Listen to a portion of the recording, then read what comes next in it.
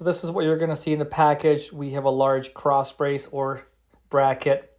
We also have right side and left side crash bars. Furthermore, we have two C-clamps, large wide C-clamps, C-shaped clamps. And in terms of hardware, this is what you're going to see in the package. This is what we're going to supply. We have two M8 by 20 millimeter long hex head bolts plus washers, and they will secure the bracket up top.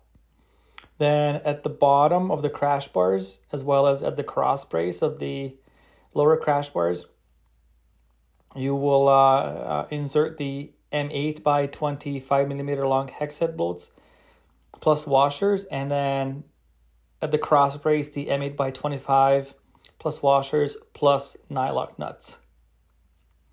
Then we have 8 M6 by 25 millimeter long hex head bolts plus washers for the C-clamps. Then the recommended tools, ratchet and a multi-bit screwdriver. We also have various length ratchet extensions.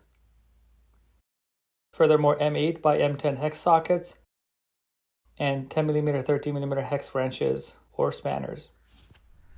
So in order to mount our cross brace, you're going to have to remove the steering damper.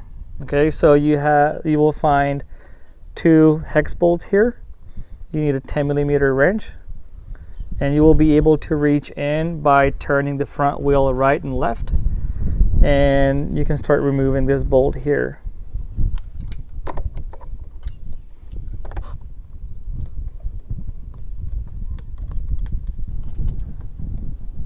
Okay, the first bolt's out.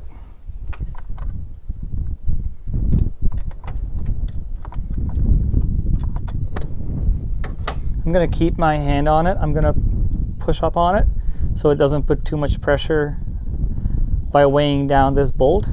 And I can just use my finger to remove the last bolt. It's not going to drop because it's still secured up here, but it's going to hang. And then you can grab the large bracket and begin to mount it. The space is very tight, so just be patient as you proceed. And the damper back on top of it.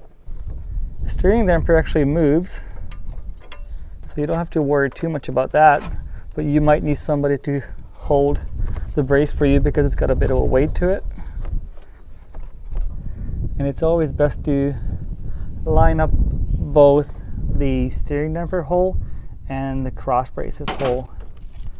And they're actually really close to lining up with the frame hole as well. So I might just get lucky and push through.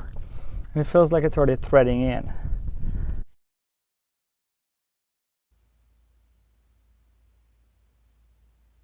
You can now place one side crash bar on the frame and line up the mounting points, put in the M8 by 25 millimeter long hex head bolt plus washer.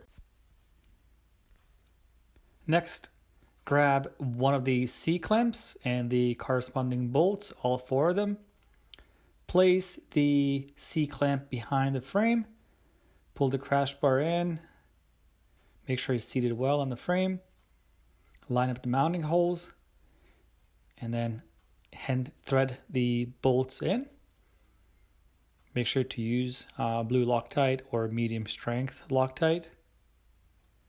And then you can turn all the bolts a few times.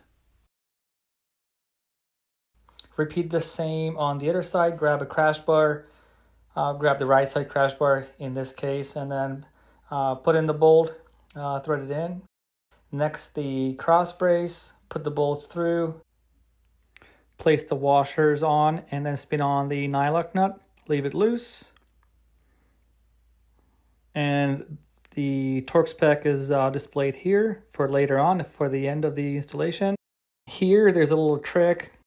You can use a wrench to tighten the bolt that's a bit more tucked away. The torque spec again is displayed on the screen here. I'll repeat the same on the other side, of course. And then you can go around and tighten all the bolts and nuts. And then final step is apply the torque specs.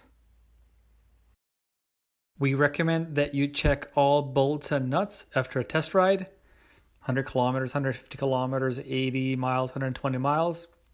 Should you have any questions, please feel free to reach out to us, info@outbackmotortech.com, or call toll-free 877-931-3636. Thank you for watching.